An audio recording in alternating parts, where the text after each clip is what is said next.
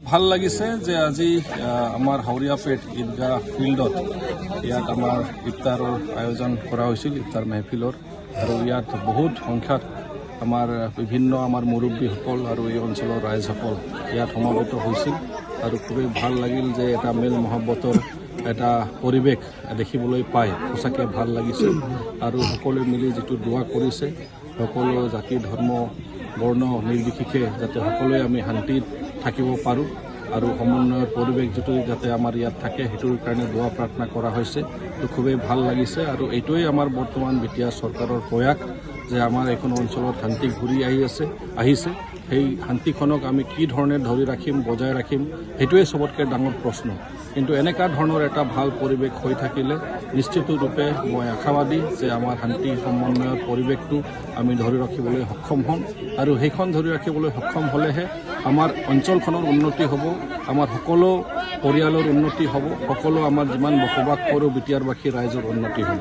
তো আমাৰ হৈ আমি সকলোকে আমাৰ যিটো পবিত্ৰ ৰমজান মাহ চলি আছে সকলোকে আকৌ এবাৰ শুভেচ্ছা জ্ঞাপন কৰিছোঁ। আৰু চাগে 4টা ৰজা বাকী আছে, তাৰপিছত ঈদ আহি আছে। মই আশা কৰোঁ আৰু দোৱা কৰোঁ যাতে সকলোৱে আমি ঈদখন দেখিবলৈ পাওঁ আৰু সেই দিনত এই পবিত্ৰ ঈদৰ দিনত যাতে সকলোৱে মিলি যাতে আমাৰ পৃথিৱীখন গোটেই শান্তিময় হৈ থাকে আৰু আমাৰ ভাৰতবৰ্ষ, আমাৰ অসম আৰু বিশেষকৈ আমাৰ বিটিআৰ ৰাইজ অঞ্চলখন সদায় যাতে আমাৰ শান্তিময় পৰিৱেশত যাতে থাকে, সেইটোৰ কাৰণে সকলোৱে দোৱা কৰিব বুলি আশা কৰিছোঁ। আৰু নিশ্চিতৰূপে আমি সকলো নিজৰ মাজত ভাতৃত্ববোধ, প্ৰেম আৰু সকলো যাতে শান্তিত যাতে থাকিব পাৰোঁ এনেকুৱা পৰিৱেশ ধৰি ৰাখিবলৈ আমি নিশ্চয় সক্ষম হ'ম বুলি আশা ৰাখিছোঁ।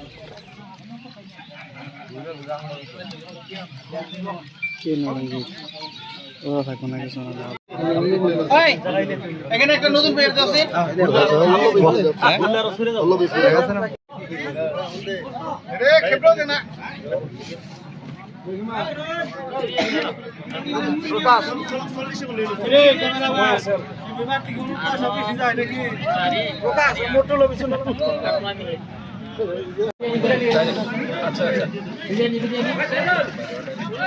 তাদেরকে হায়াতে তৈয়বা দান করো, পাকিজা জিন্দেগি দান করো।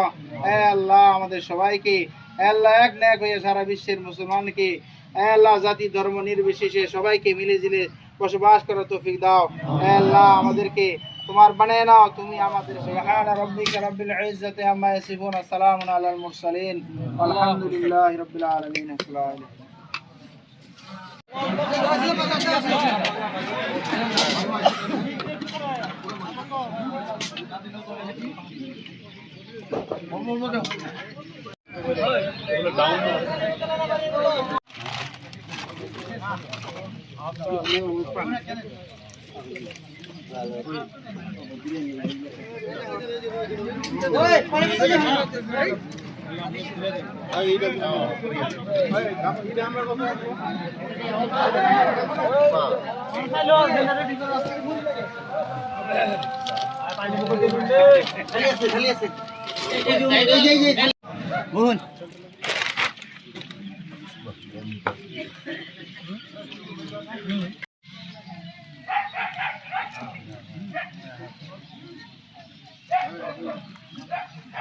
শান্তি